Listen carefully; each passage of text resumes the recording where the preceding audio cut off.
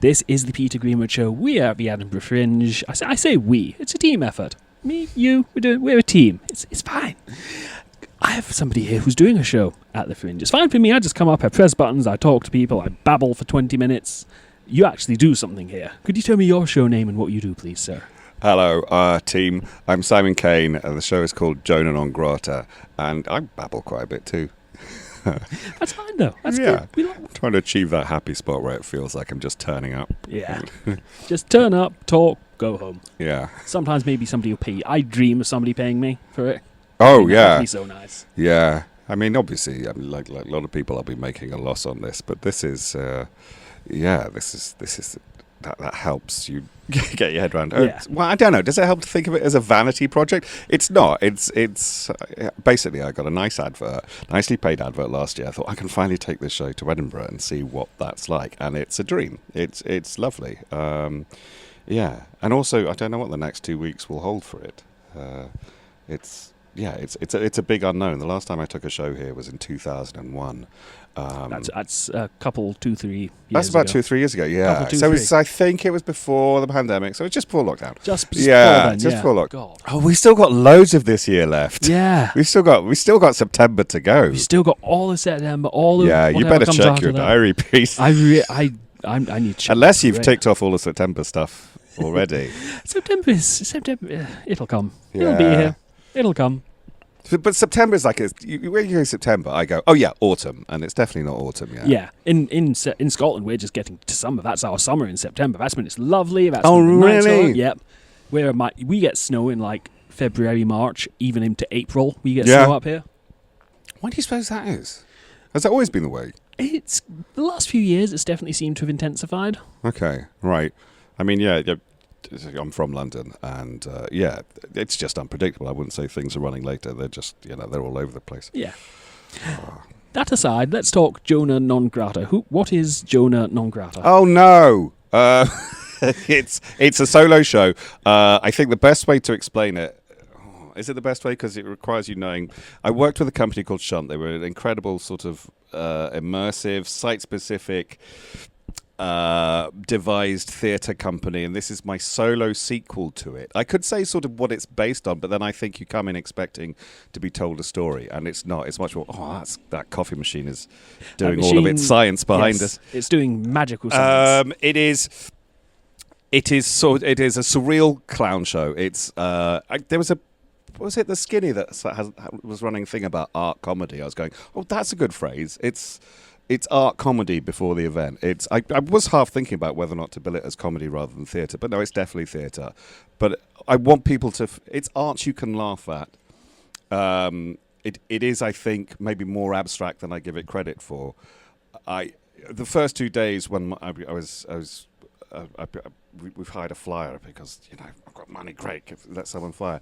And they're going, so what should I tell them about the show? And I say, well, it's based on the book of Jonah. And then I realised I was getting quite a lot of people expecting to see a play about Jonah. And Is that Jonah and the Whale? Jonah and the Whale, exactly. Right. It's a very short book of the Bible. But you actually don't need to know that. And I realised after 2 days, now what you should tell people is the maddest show you'll ever see.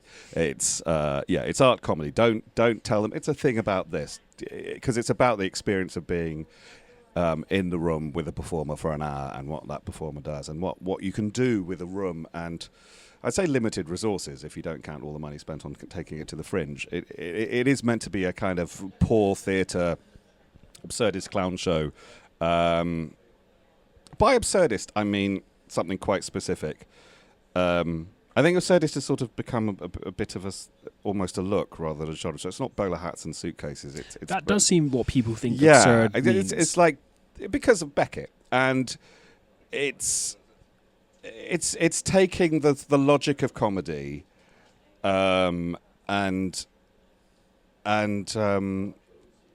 accepting how actually kind of bleak that is, but it's laughing at bleakness. And I also think absurdism is a bit post-apocalyptic as well.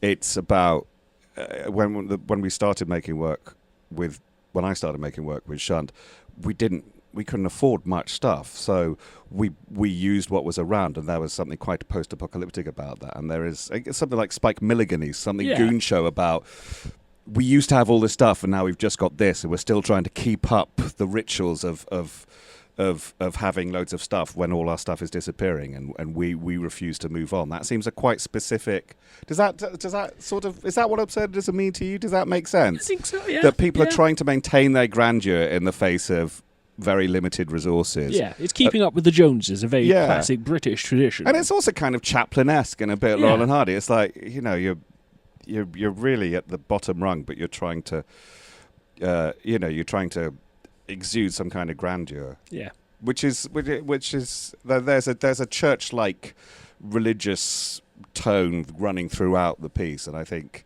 it's a one-person church who's so mired, is that a word, in his own theology that it's not going to necessarily make sense. It's not going to make sense to other people. It's just not going to make sense to other people. But you're a tourist there, so it doesn't matter if it doesn't make sense. Yeah.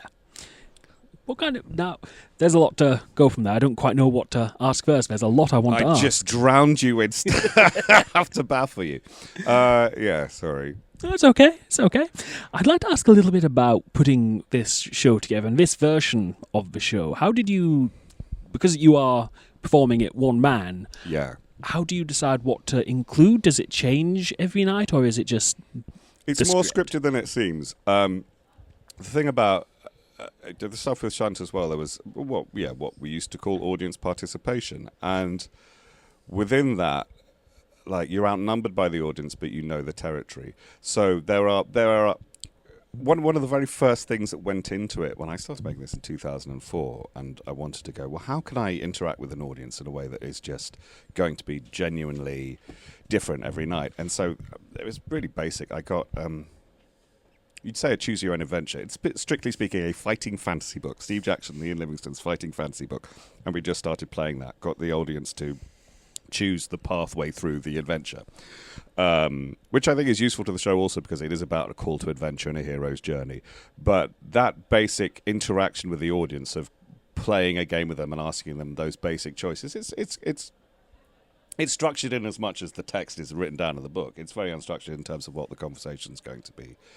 And outside of that, because I'm using doors and thresholds of the space, because every space has doors and part of the story of Jonah, although I stress you don't need to know this to see the show, is his refusal, is his flight. He turns down the call to adventure, as it were. And so I draw the audience's attention to exit signs and this glowing green image of a figure running toward a door, and then sometimes I'll leave the door. And a lot of choose your own adventure and fighting fantasy is, which door do you want to go with? Will you take this on, or will you refuse? Will you tell people the truth and lie? And that then feeds into as much of what there is of the narrative in the show. But things happen. It's quite technical, so there is very little opportunity to go, oh, actually we're going to do this, actually we're going to do this in the show. But within it, you can make something seem like it's a result of what the audience is doing, and the context of what happens will change according to your interaction with the audience. So what's interesting is that change of context and that change of motivation, even if what happens actually follows a pretty strict pattern. And I think the sort of surreal, or at least abstract nature of that helps. It creates a space within which you can decide, oh, tonight this song's going to happen for this reason or that reason. So, yeah, the answer to your question is it's more scripted than it looks. So all that is going on, and then there's a clown. Yeah. How does the clown get involved? How did you bring that into it? I think when I wanted to make a solo show, I wanted to be some kind of a clown show rather than a monologue. And I only realised this doing a few Q&As and writing pieces to publicise the show. I realised the inspiration for specifically Jonah came in Alistair Gray's little introduction to the book of Jonah, where he described an unwilling prophet who just wants God to leave him alone. I thought, oh, that's a really good model for a clown show. Yeah. Uh, Sounds very Hitchhikers. Yeah, absolutely, and I do wear a dressing gowns for some of the show. Yeah, and I've always been interested in that sort of figure, not necessarily certainly Arthur Dent, but also just the not wanting to do the like Hamlet. Hamlet is someone who just doesn't want to be Hamlet, he just wants to go home. Yeah. And there was a comic writer called Peter Milligan who always wrote these comics about the hero who didn't want to be the hero. And I wrote a radio show as well called Time Spanner, which was a sort of a slacker Doctor Who didn't want the powers they gave him. And I also I wrote a piece about like Woody Allen's early comedies. There are 3 films in a row about political assassination where he doesn't want to carry out a political assassination because he's got this kind of Bob Hope cowardice and laziness. Yeah. But there is a morality to that. There's a humanity to that. Like refusing to be a hero is a very human trait. Yeah. And so all that that felt like a character, even in the most surreal circumstances, that was interesting to play. Just going back to the last thing about audience interaction, the first night was really great because it was such a technical show. A lot went wrong, and dealing with stuff that went wrong as a performer, it was really sort of freeing. And then the second night, when the technical stuff didn't go wrong, and I was suddenly relying on just my own material to get the audience to trust me, was a lot harder. So, there's a version of the show maybe where it could be more freeform and there is more stuff going wrong, but that would involve constant 24, not 24-hour collab. That would involve collaboration with a technician, which is something I decided not to do here. I use the technicians here, and they're brilliant, but it's very plotted. Is that for something maybe further down the line, something to think about as the show evolves? Maybe. I don't think for this. I think I have to just work out more how to play within it. But making another show, is it? I do bus tours. My friend Ben and Neil Frost, who's got a brilliant show here called The Door, came up with an open-top bus tour. Cabaret with musical and songs. I did that last summer with Neil, and it's brilliant. But during a bus tour, like stuff goes wrong, and there is that because there's traffic if no other reason. And so I became really used to just not doing the show as planned, but just and so suddenly be in a quite Peter Brook's empty space, going, well, now we're just going to do the show. It's like, oh well. Okay, I feel there's something missing. I miss that energy of stuff going on. And of course, audiences are small because it's Edinburgh. I think with a larger audience, there may be more back and forth. And it's easier to trust a performer if there's a kernel of an audience that already trusts you. Yeah, if the word has gotten out. And this is something that a lot of people find. I've spoken to comedians as well. It's nice to play with silence, but if there's a small house, there's different kind of silence. You want silence to be an option, not the default. Yeah, it's exactly the same in radio. Like, people will think radio needs to go blah, blah, blah, blah, blah, blah, which is why most radio presenters talk utter bollocks. But I love the awkward silence. I love the pause. I love taking that space. Yeah, but you do need a talent for filling the silence if need be. You do need to be able to talk bollocks. And then, go, well, I can fill the silence and I'm choosing not to. Yeah, exactly. That's the talent, like choosing not to as opposed to being forced to. Yeah. Where can people find out more about you and the show online? Well, like the internet. So obviously they can find out on Assembly Rooms. I also have a blog, which I've started in 2008, and it's called Unattended Articles. But Blogspot, Slep Kane, Unattended Simon Kane blog, and you can see pretty much a history of me trying out the show in various places, and I've written about it a lot there. It's not a daily blog, and I haven't actually. I last posted about just over a week ago, and there's all kinds of tags there, and you can find out about Shunt and find out about the other writing I do. I've written for Mitchell and Webb, and I'm writing for Mitchell and Webb again, which is amazing. That's something I wanted to ask you about, but what can you tell? I mean, I think I can tell you. I think I can tell you everything now because it's out. The title's out. It's weird again, like because I'm 50 and I'm writing for Mitchell and Webb again, but actually the last time I wrote for the television show was 15 years ago. And then, That was now that- they're doing another show, and they're bringing Stevie Martin, who's here, was performing here, and Crystal Evans as well. And last year, I was in 5 writers' meetings rooms with them, what they call that, and it was just wonderful to be back, and yeah, just see them mucking around and making up ideas and going away, and I'm really. It was a glorious room to be in, to be making the sketch show at a time when no one's writing sketches. There are very few sketch shows. Oh yeah, aren't well there? they're expensive. Are they? Well, every scene's got a different costume and different Yeah, set and different like, era, different place. Yeah. they're pricey. I mean, they don't have to. You can change the format, but I think it's a huge shame because not just because like sketches are funny, but they're a really good way to get to broadcast to people things that are on people's minds. Yeah. They're really good conversation starters. I don't mean that in an overly serious way, but they're just like, oh yeah, that. Yeah, and to try different things, different And characters. absolutely try different things. And my stuff for Mitchell Webb was always, I think, weirder and more ambitious. And but I just really enjoyed writing for television. I enjoyed. So here's Queen Victoria. Here's a giant robot scorpion. And I think the sketch that's, one of the sketches in this series is going to be absolutely deranged, and I'm really, really looking forward to seeing it. But it was a beautiful thing to be asked back to write for that. I felt very, very privileged.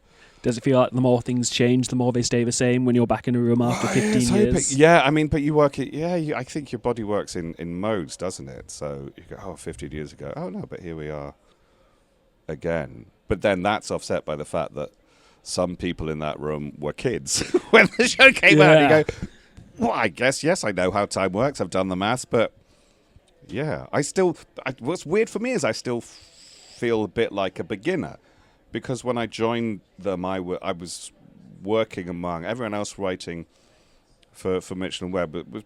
Were established sketch writers, and Mitchell and Webb were really the only show I wrote for. There was another couple of radio shows I wrote for that I really enjoyed, but I was not a career comedy writer. And so to be called back now to be part of the new team, well, as I say, I can say privileged till I'm blue in the face, and I'm happy to. It was amazing, but it was also weird and fine. As with here, like this is the first solo show I've taken to Edinburgh. But the first time I did Edinburgh was '96, and so I think I'm just taking my own sweet time over things, and I feel no shame about that, and I feel quite lucky to be able to. I think that's a fantastic way to feel about it because I wish I could.